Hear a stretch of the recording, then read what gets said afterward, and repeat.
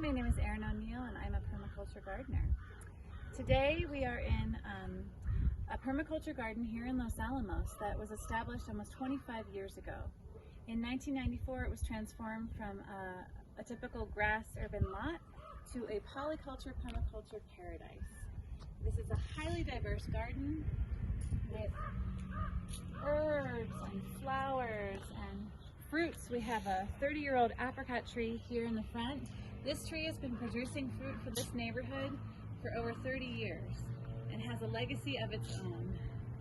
It also shades the house, being south-facing, and this garden is full of diversity. It has edible flowers, tons of herbs, and the original design of this garden was so that the owner could harvest a salad between their car and their front door.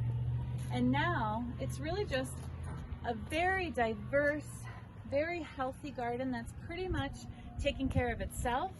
The soil has been built up over 20 years and is completely life-sustaining in a high desert environment. Now if you go around the house, you'll see that the design is so that no water is lost in the system.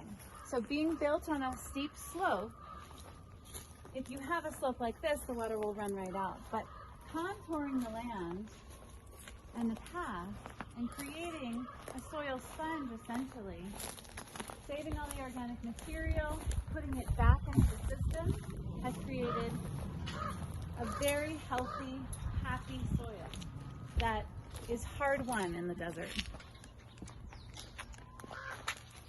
We do have other animals that are part of this system, like deer. And, you know, you can choose to let them in or not, but in years past we've decided to keep the fruit for the humans and the deer to the forest.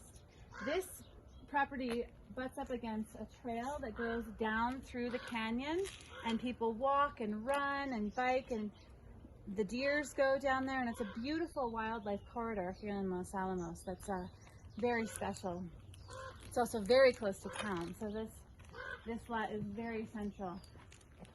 It's been established, so instead of being a steep slope, it's been terraced. And again, you can see the curves and the contours that slow the water down, that catch the organic material. The terraces hold in, and the plants and the roots stabilize the soil. So you have the upper terrace that was designed actually to be a seating area, a play area. There's rainwater catchment there off the roof. Those are half-buried tanks. And then there's the passive water catchment, which is basically just the contour of the land. It filters down and through. And so when we get those big monsoon rains, no water leaves this property. This is also a fruit forest. You can see this is the Boss pear. This was planted probably 20 years ago, and now the fruit is ripe on the trees. These fruit trees have developed their own canopy, and so we've got over 25 established fruit trees here creating a fruit forest. Peach, apple, pear. So beyond the perennial overstory of all these fruit trees, there's also a lot of understory, medicinal herbs, plants, vegetables, and there's also an element of annuals. Over the years, this entire area was full of annual vegetables, and right now it's just consolidated into this one raised bed where we have tomatoes and carrots and basil and lettuce growing. And so you can do a lot of high density annual gardening in this very small space because the soil has been built and so well established over the years. So this is what's growing this season, but this entire lower story, in ground and above ground, can be utilized for really productive vegetable gardening. And as we go up, you'll see there's lots of different zones. So there's a lot of room for imagination in this landscape. This also was used for annual, but this could be transformed into all sorts of things. There's opportunities for ponds, there's opportunities for more tree planting. A raspberry patch would be really sweet here.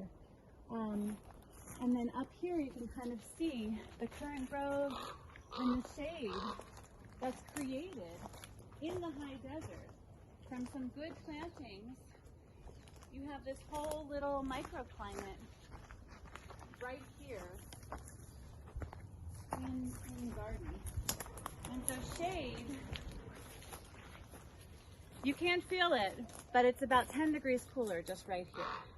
And above you we have Asian pears, apples, mulberries, quinces, all right within 10 feet.